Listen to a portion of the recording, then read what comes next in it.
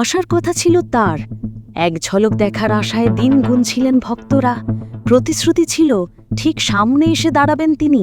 সেই প্রত্যাশায় তৈরি হয়েছিল অভূতপূর্ব উত্তেজনা। জনমানুষের মধ্যে ছড়িয়ে পড়েছিল এক অদৃশ্য উন্মাদনা। কিন্তু সব পরিকল্পনা, সব অপেক্ষা, সব সম্ভাবনা এক ঘোষণাতেই থমকে গেল। মুহূর্তের মধ্যেই থেমে গেল সেই আগমনী বার্তা। স্তব্ধ হয়ে গেল জনতার আলোচনার কেন্দ্রবিন্দু। ঘটনার পরপরই তোলপাড় শুরু হলো দেশের সংবাদ মাধ্যমে।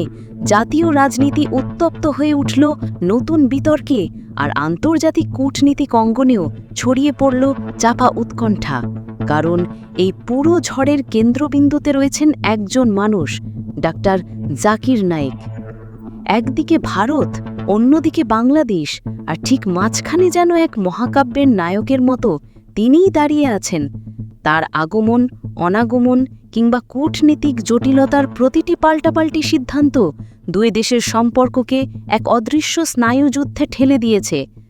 নভেম্বরের 28 ও 19 তারিখের প্রতীক্ষা ছিল শ্বাসরুদ্ধকর। কথা ছিল এই দিনগুলোতে তিনি ঢাকার পবিত্র মাটিতে পা রাখবেন। তার অনুসারীরা অধীর আগ্রহে প্রহর গুনছিলেন। আলোচনা, সেমিনার আর ব্যক্তিগত সাক্ষাৎকারের আয়োজন চলছিল গোপনে। কিন্তু হঠাৎ করেই যেন আকাশ ভেঙে পড়ল।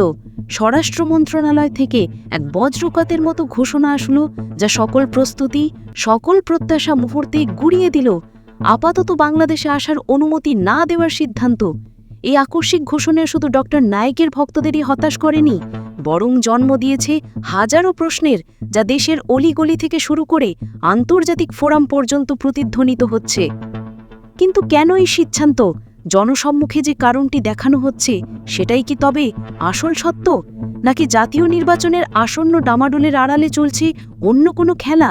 পর্দার অন্তরালে যার কালকাঠি নাড়ছে অদৃশ্য কোনো শক্তি। প্রশ্ন উঠেছে, ভারত কি এমন কোনো তীব্র চাপ সৃষ্টি করেছে যা বাংলাদেশের পক্ষে অগ্রাহ্য করা সম্ভব হয়নি?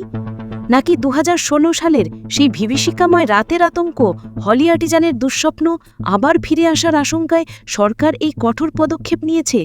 এসব প্রশ্ন বাতাসে ঘুরপাক খাচ্ছিল, উত্তরহীন এক রহস্যের জালে জড়িয়ে যাচ্ছিল পুরো ঘটনা। আজ আমরা আর কোনো রাগঢাক রাখব না, সরাসরি প্রবেশ করব মূল ঘটনার গভীরে, যেখানে রাজনৈতিক চাল, কূটনীতিক টানাপোড়ন এবং জাতীয় নিরাপত্তার প্রশ্ন একে অপরের সাথে নিবিড়ভাবে জড়িত।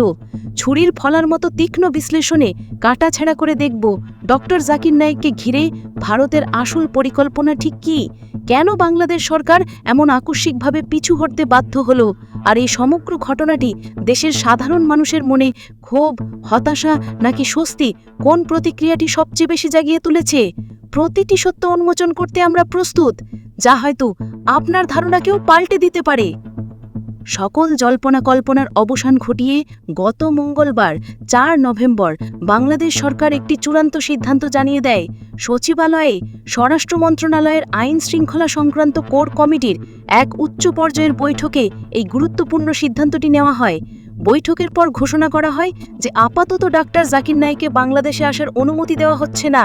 সরকারি ভাষ্যটি ছিল অত্যন্ত পরিষ্কার এবং কূটনীতিকভাবে পরিশীলিত। বলা হয়, সামনেই জাতীয় নির্বাচন, আর এই নির্বাচনকালীন সময়ে দেশের আইন শৃঙ্খলা পরিস্থিতি স্বাভাবিক ও স্থিতিশীল রাখা সরকারের সর্বোচ্চ প্রাধান্য। স্বরাষ্ট্র মন্ত্রণালয়ের মুখপত্র আরও ব্যাখ্যা করে বলেন, ডক্টর জাকির নায়েকের আগমনকে ঘিরে ব্যাপক জনসমাগমের সম্ভাবনা ছিল। এই বিশাল জনতাকে দক্ষতার সাথে সামাল দেওয়া এবং তার নিজস্ব নিরাপত্তা নিশ্চিত করার জন্য বিপুল সংখ্যক আইন শৃঙ্খলা রক্ষাকারী বাহিনীর সদস্য মোতায়েন করা অপরিহার্য ছিল। কিন্তু নির্বাচনের ঠিক আগে দেশের আইন শৃঙ্খলা রক্ষাকারী বাহিনীর সদস্যদের অন্যত্র মোতায়েন করা সরকারের পক্ষে সম্ভব নয়, কারণ এই সময় তাদের প্রধান কাজ হল নির্বাচনকে ঘিরে দেশের সার্বিক নিরাপত্তা বজায় রাখা। তাই জননিরাপত্তার বৃহত্তর স্বার্থেই এই মুহূর্তে তাকে ঢাকায় আসার অনুমতি দেওয়া হয়নি। সরকার স্পষ্ট করে দিয়েছে যে নির্বাচনের পর পরিস্থিতি অনুকূলে এলে তার সফরের বিষয়টি নতুন করে বিবেচনা করা যেতে পারে। এই ঘোষণা আপাতদৃষ্টিতে একটি যৌক্তিক এবং প্রশাসনিক পদক্ষেপ হিসেবেই দেখা হচ্ছিল। কাগজে কলমে এই যুক্তিকে অগ্রাহ্য করার কার্যত কোনো উপায় নেই। নির্বাচনকালীন সময়ে বিশ্বের যে কোনো দেশই অতিরিক্ত ঝুঁকি এড়াতে চায়, স্থিতিশীলতা বজায় রাখাকে সর্বোচ্চ প্রাধান্য দেয়। এমন এক সংবেদনশীল সময়ে কোনো বিতর্কিত ব্যক্তিত্বের আগমনকে ঘিরে জনসমাগম বা সম্ভাব্য বিশৃঙ্খলা এড়ানো একটি প্রায্য সিদ্ধান্ত বলেই মনে হয়। কিন্তু সমালোচকরা এই সরকারি ভাষ্যকে একটি অত্যন্ত সহজ, সরল এবং কূটনীতিক উত্তর হিসাবেই দেখেছেন। তাদের মতে আসল কারণ আরও গভীরে প্রথিত, যার শেকড় দুটি দেশের পারস্পরিক সম্পর্ক এবং দেশের অতীতের কিছু কালো অধ্যায়ের সাথে নিবিড়ভাবে জড়িয়ে আছে। এটি কেবল প্রশাসনিক সীমাবদ্ধতার গল্প নয়, এর পেছনে রয়েছে জটিল ভূ-রাজনৈতিক হিসেব নিকেশ। ডক্টর জাকির নায়েকের বাংলাদেশ সফরের খবরটি দেশের সীমানা পেরিয়ে যখন আন্তর্জাতিক মহলে, বিশেষ করে ভারতের নয়াদিল্লির কানে পৌঁছায়, তখন যেন ভূকম্পন শুরু হয়। ভারতের পক্ষ থেকে সাথে সাথেই তীব্র প্রতিক্রিয়া জানানো হয়, যা ছিল অপ্রত্যাশিতভাবে কঠোর।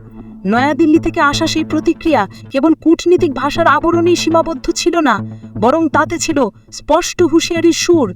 ভারতের পররাষ্ট্র মন্ত্রণালয়ের মুখপাত্র রণধীর জাসওয়াল একটা সংবাদ সম্মেলনে সরাসরি এবং দ্বিধাহীন ভাষায় বলেন, জাকির নায়েক একজন পলাতক আসামি, তিনি ভারতে ওয়ান্টেড, অর্থাৎ ভারত সরকার তাকে খুঁজছে। জাসওয়াল আরও বলেন যে ভারত আশা করে জাকির নায়েক যেখানেই যান না কেন, সংশ্লিষ্ট দেশ ভারতের নিরাপত্তা উদ্বেগ বিবেচনায় নিয়ে তার বিরুদ্ধে যথাযথ ব্যবস্থা গ্রহণ করবে। ভারতের এই বক্তব্যটি কেবল একটি সাধারণ কূটনীতিক বিবৃতি ছিল না, এটি ছিল এক ধরনের অলিখিত হুঁশিয়ারি, যা বাংলাদেশের উপর একটি অদৃশ্য চাপ সৃষ্টি করে। ভারতীয় মিডিয়ার একাংশ তো আরও এক ধাপ এগিয়ে গিয়ে দাবি করে বসে যে ভারত আসলে আশা করছিল জাকির নায়েক ঢাকা এলে বাংলাদেশ তাকে গ্রেপ্তার করে ভারতের হাতে তুলে দেবে, যা পরিস্থিতিকে আরও জটিল করে তোলে।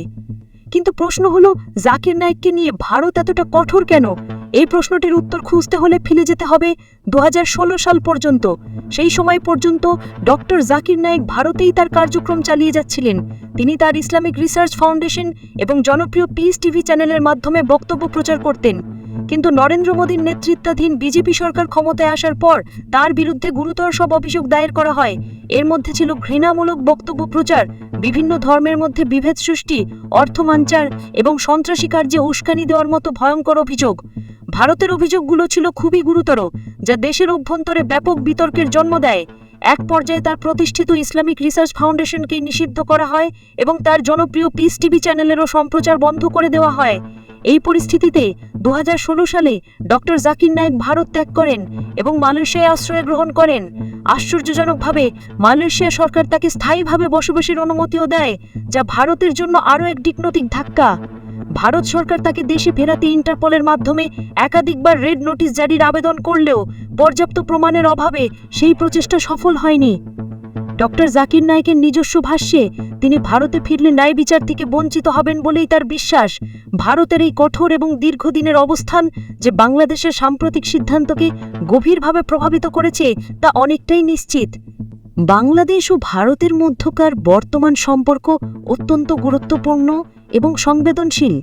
এই পরিস্থিতিতে বন্ধুপ্রতিম একটি দেশের নিরাপত্তা উদ্বেগ পুরোপুরি পাশ কাটিয়ে তাদের চোখে ওয়ান্টেড একজনকে ঢাকায় এনে লাল গালিচা সম্বর্ধনা দেওয়া বাংলাদেশের জন্য একটা বড় কূটনীতিক ঝুঁকি তৈরি করতে পারত। এই ধারণা বর্তমান সরকারের নীতি নির্ধারকদের মনে দৃঢ়ভাবে কাজ করেছে বলেই বিশ্লেষকরা মনে করছেন। ভারতের সঙ্গে সুসম্পর্ক বজায় রাখা এবং তাদের সংবেদনশীল বিষয়গুলোকে গুরুত্ব দেওয়া বাংলাদেশের পররাষ্ট্রনীতির একটি গুরুত্বপূর্ণ অংশ। তবে বিষয়টি কেবল ভারতের চাপের মধ্যেই সীমাবদ্ধ নয়, এর সাথে ওতপ্রোতভাবে জড়িয়ে আছে বাংলাদেশের নিজস্ব নিরাপত্তার প্রশ্ন, যা 2016 সালের একটি ভয়ঙ্কর ঘটনার সাথে গভীরভাবে সম্পর্কিত।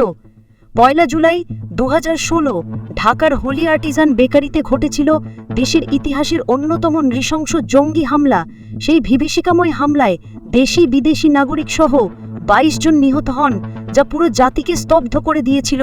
সেই হামলার তদন্তে এক ভয়ঙ্কর তথ্য বেরিয়ে আসে। হামলাকারী জঙ্গিদের মধ্যে অন্তত 2 জন জাকির নায়েকের বক্তব্যে অনুপ্রাণিত হয়েছিল। এই তথ্য প্রকাশের পরপরই দেশ জুড়ে তীব্র প্রতিক্রিয়া সৃষ্টি হয় এবং তৎকালীন সরকার বাংলাদেশে পিস টিভির সম্প্রচার বন্ধ করে দেয়।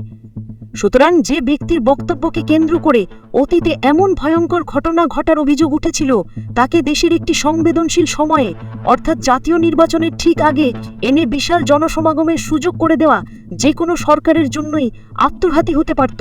এই ধরনের একটি পদক্ষেপ কেবল দেশের আইন শৃঙ্খলা পরিস্থিতিকেই নয়, বরং দেশের সামগ্রিক নিরাপত্তা ও স্থিতিশীলতাকেও মারাত্মক ঝুঁকির মধ্যে ফেলতে পারত। সরকার নিশ্চয়ই সেই দুঃস্বপ্নময় অভিজ্ঞতার পুনরাবৃত্তি চায়নি। এই জটিল পরিস্থিতিতে যখন একদিকে ভারতের কঠোর বার্তা, অন্যদিকে দেশের নিজস্ব নিরাপত্তা ঝুঁকি, তখন বাংলাদেশের পররাষ্ট্র মন্ত্রণালয় অত্যন্ত পরিশীলিত ভাষায় ভারতের উদ্বেগের জবাব দেয়। মন্ত্রণালয়ের মুখপাত্র বলেন, ভারতের পররাষ্ট্র মন্ত্রণালয়ের মুখপাত্রের মন্তব্য আমাদের নজরে এসেছে। আমরা বিশ্বাস করি যে কোনো দেশের জন্য দেশের অভিযুক্ত বা পলাতক ব্যক্তিকে আশ্রয় দেওয়া উচিত নয়। এই বক্তব্যটি ছিল অত্যন্ত কৌশলী। এর মাধ্যমে বাংলাদেশ একদিকে যেমন ভারতের উদ্বেগকে সম্মান জানিয়েছে, তেমনি কোনো নির্দিষ্ট পদক্ষেপের প্রতিশ্রুতি না দিয়ে নিজেদের সার্বভৌম সিদ্ধান্ত নেওয়ার বিষয়টিও অক্ষুণ্ণ রেখেছে। এই কূটনীতিক চালটি একদিকে যেমন ভারতের সঙ্গে সম্পর্ক বজায় রেখেছে, অন্যদিকে অভ্যন্তরীণ চাপের মুখেও সরকার একটি নিরাপদ অবস্থান দিয়েছে।